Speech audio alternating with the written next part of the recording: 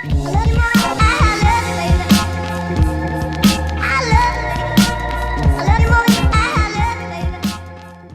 been a big fan of ContraPoints. She was speedrunning Pokemon Blue and hadn't privated the videos yet.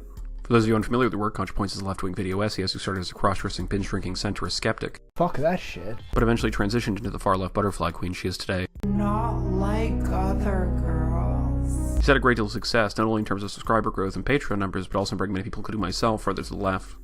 That being said, nobody's perfect, and one video in particular stands out as her worst. This video is Western rape culture, where she argues unsurprisingly that there's a rape culture in the West. What is surprising is that while the production quality is on par with her earlier videos, the arguments she presents are just bad. So bad, in fact, I'm still thinking how bad they are nearly 3 years later. Although, to be fair, a year after the video's original release, she put out a follow-up commentary where she said this. Yeah, so I feel like I don't have a whole lot to say in this video because it's just me making good arguments for the most part. Like, this pretty much holds up. So my response video is really only 2 years past relevancy, which is good enough for me. Before I get into the video, I need to clarify 2 points. First, I'm not trying to disprove or debunk the concept of Western rape culture in general. I'm merely arguing that ContraPoints presents an unconvincing case for rape culture in her video. Second, I will be showing clips of the major arguments she makes throughout the video and skipping over the jokes, side points, and platitudes. I do this both to save time and because agreement is boring. With that out of the way, we can get into the video, starting with her definition of rape culture. Feminists mean when they say we live in a rape culture. Who are we? What is culture? What is? Enlighten us, Socrates! All of us will die before these questions are answered, so I'm going to push ahead with the warning that clarifications might be necessary. The phrase rape culture describes an environment where rape is normalized and justified, and where rape victims are shamed and blamed. Certainly this accurately describes the culture of Congolese warlords and Homeric heroes, but in a different way it also pertains to societies that do not openly endorse rape. Although she warns that clarifications might be necessary, she never actually provides these clarifications, so I have to go with the definition as is.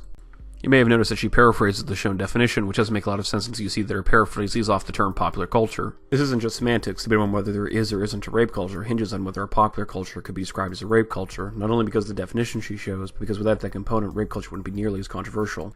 Nobody disputes that there are rapey individuals or groups in American society. What is debated is whether the culture as a whole, or at least popular culture, could be described as a rape culture. This misrepresentation becomes even more important later in her video when she says this.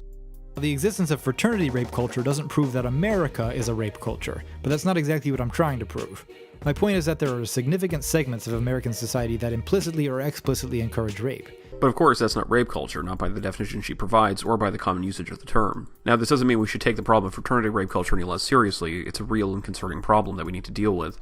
However, things can be bad without being constitutive of rape culture. She argues for and defense of a concept that her thesis doesn't apply to, and in that sense her video ultimately fails. I think that if she left out the term rape culture altogether, or at least acknowledged that her thesis and supporting arguments didn't meet the definition while arguing that it was still a prevalent and concerning issue, she would have been a lot better off.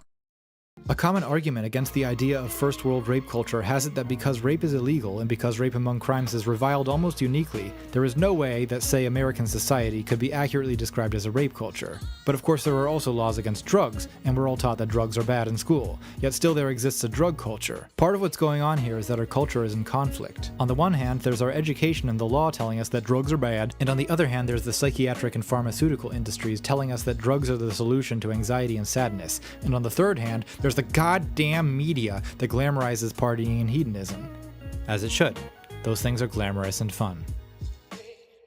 Something similar is going on with rape. On the one hand, we view rape as this crime to end all crimes, this abomination so fathomless and evil that we dare not even joke about it. And on the other hand, whether or not the blurred lines clip was proof of rape culture is not self-evident, and it was a mistake to use the clip without accompanying arguments. This is a mistake that ContraPoints admits to in the follow-up commentary from earlier.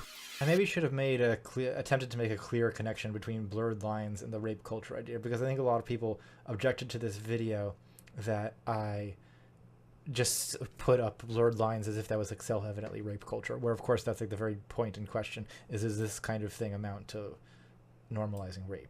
With that argument out of the way, it's important to note this argument has some surface appeal, although it ultimately fails. There is cultural conflict about drugs. We don't all agree about which drugs should be illegal or legal, and we don't agree how to deal with the problem of drug addiction. We also don't agree on whether recreational drug use is acceptable or even positive. And I agree that there is some cultural conflict about the legal status of certain types of sexual assault, specifically cases where consent is commonly implicit or the ability to give consent is ambiguous. And there is debate about what standard of evidence should be required to prove a sexual assault allegation. However, there are at least a couple of fundamental differences between our cultural conflict around drugs and our cultural conflict around rape. With drugs, unlike with rape, there isn't even a fundamental agreement that they should be illegal. Canada, the Netherlands, and many US states have already legalized cannabis. Switzerland has legal access to heroin. And Portugal has gone as far as to decriminalize all drugs. So comparing the illegality of rape and drugs is somewhat disingenuous. Second, rape is purely legal based on moral condemnation from voters, whereas drugs are largely kept illegal by a combination of political bribery and propaganda. Cannabis alone is kept illegal by political donations from police unions, prison guard unions, judge associations, private prisons, alcohol companies, tobacco companies, and the pharmaceutical industry. So an analogy between our culture's relationship with drugs and our culture's relationship with rape ultimately fails. From here, Contra moves on to an analogy between rape and pedophilia. Almost an air of protesting too much about our hatred of rape. It reminds me of our collective attitude toward pedophilia. Overtly, we hate it so intensely that there are actually vigilante gangs of pedophile hunters and reality TV shows dedicated to persecuting potential offenders. At the same time, we fetishize youth and even childhood to such an extent that the explicit disdain we hold towards pedophiles almost amounts to a kind of doublethink. The first half of this analogy is bad enough on its own to be worth criticizing. The relevancy of the screenshot from 1962's Lolita is somewhat questionable. The success of both the book or the movie can largely be attributed to a type of early outrage marketing, rather than a genuine fetishization of youth and childhood.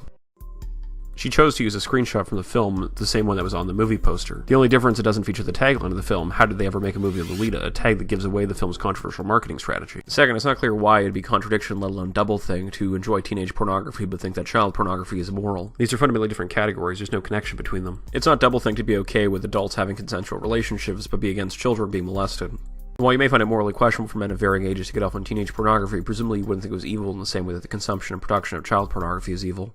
I think our society is essentially conflicted about rape. I also think that, far from being knockdown proof that there is no rape culture, the exaggerated horror we reserve for an extreme idea of rape actually helps to provide cover for more common everyday rape. If rape is the worst of crimes and rapists are monsters, then why don't we feel like we're looking at abject evil when confronted with an actual rapist, like, say, Brock Turner of Stanford dumpster fame? Well, probably it's because fingering an unconscious woman for a few minutes is not the worst crime humans are capable of, and Brock Turner is probably not a total monster. In fact, if you're an upper middle class Stanford alum like the judge who sentenced him to 6 months in county jail, he might even seem relatable and sympathetic. But what Brock did still is rape, and it is illegal and immoral. His crime just wasn't some kind of especially heinous Law & Order SVU type situation. You know, I really think it was a mistake to use Ted Bundy as the comparison image, primarily because he's a serial killer. What Brock Turner did was terrible, and clearly he deserves a harsher sentence, but this is just a bad one-to-one comparison. I think it really undermines her entire argument here. She also undermines her case by answering her own question. The reason we don't react to the most extreme cases of rape as we do the least extreme cases of rape is because they aren't equally extreme. Also, just on a side note, I definitely feel like I'm looking at a rapist when I look at Brock Turner. I don't know who these people are who don't think he looks like a rapist. He totally does. You could basically tell me this guy committed any crime and I'd 100% believe you. From here, Contra moves on to the discussion of the psychology of rapists. Everyone agrees that the sentence "rape is wrong" is true, because the word rape is loaded with negative moral value. The problem is not that rapists don't accept the truth of the proposition rape is wrong, it's that they don't even think of their behavior as rape in the first place. The people who argue that rapists know that rape is wrong have a bad theory about the psychology of rapists. In Brock Turner's statement in court, he said, "In no way was I trying to rape anyone, in no way was I trying to harm anyone, and in no way was I trying to take advantage of anyone." The same Broadly article that quote is from also quotes the vice president of the European Men's Health Forum, who says, "If you look at court cases, you'll see there are very few instances of sex offenders admitting to the offense. Instead, the phrase you constantly hear them say is, 'I thought she wanted it too.'" He claims that rapists don't believe that their behavior is rape in the first place. She tries to prove this by using Brock Turner's court statements where he says he didn't mean to rape anyone, didn't mean to hurt anyone as evidence of these claims. But obviously statements made in court are a reliable source of information about people's genuine beliefs and motivations. This is because despite the oaths that people swear at the beginning of trials, people want to avoid being sent to prison, and they're willing to lie or say just about anything to do that. It's a fair assumption that if you're willing to rape a woman, you're probably willing to lie about it too. The quote from the European Men's Health Forum doesn't help either. It's unrealistic to expect criminals, especially criminals who commit taboo crimes, to admit to their guilt, and the fact that they use the same defense is not evidence of mass ignorance either. With rape, as with most crimes, there are two broad lines of defense. Either you didn't do the crime at all, or you did the crime in such a way that diminishes your responsibility. If someone accuses you of shoplifting a chocolate bar, you can either say that you didn't take it at all, or that you left it in your pocket unintentionally. If someone accuses you of murder, you can say that you just didn't do it, or you can say that it was in self-defense. And in the case of rape, there were also two lines of defense. Either that you didn't have sexual relations with the accuser, or if you can't say that, say because two Swedish international students caught you in the act, then your best defense is to lie and say you thought you wanted it too. Before the conclusion of our video, Contra briefly discusses examples of art and media that could be said to be part of rape culture in the past and present. This section doesn't have a lot of material to work with, but I think I would be remiss to skip it, so I'll attempt to deal with it succinctly. Of the three videos from the past, Goldfinger, Rocky, and Thunderball, only Goldfinger is discussed in depth. This is most likely because it is the most egregious and deserving of criticism. And although I told you at the beginning of this video that I'd be skipping over the jokes, this one joke pretty much sums up the problem with Goldfinger. Ah. Now let's both play.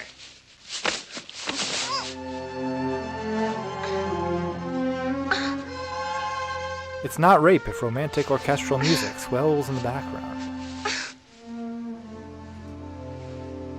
Now, I have to give credit where credit is due. When I first saw that clip in her original video, I thought there was no way that it was as bad as she made it look, that there had to be some kind of context that would justify what I just saw. And I watched the movie, I watched it twice, and there is nothing. There is nothing that justifies any of what you just saw. That's just, he just does that, and there is nothing that makes it okay. Nothing in that film makes it okay. There's no justifications or defense I can give of that clip. It's fucking awful. James Bond totally rapes a chick in Goldfinger. That being said, this clip, other than the comedic value it adds, doesn't bring much to her argument. The fact that there were problematic videos or even rape culture in the past doesn't prove rape culture today. That Bond clip is more than 50 years old and notably features Shauna hit women but only with an open hand Connery.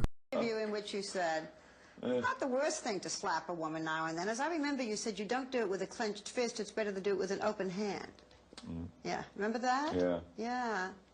I didn't love that. I haven't changed my opinion. You haven't. No. I wouldn't even be mentioning these clips if I didn't need them to set up that domestic violence joke, or if it provided more than one contemporary example of rape culture in media. The only contemporary example being Adam Lyons, a pickup artist with 50,000 subscribers, which, while sadly 50,000 times more subscribers than I have, can't be said to be a major channel, and certainly not part of popular culture, making it an unconvincing piece of evidence. To conclude, Contra's made a lot of great videos, but this isn't one of them. She recognizes a serious problem of people not taking minor acts of sexual violence seriously, but overreaches by trying to argue for rape culture, a term that has a specific definition which her argument doesn't meet. I hope you enjoyed this video. I've wanted to make it for a long time and finally finished it. If you enjoyed this video, please like, subscribe, and share, and if you didn't like it, let me know in the comments how I can improve it.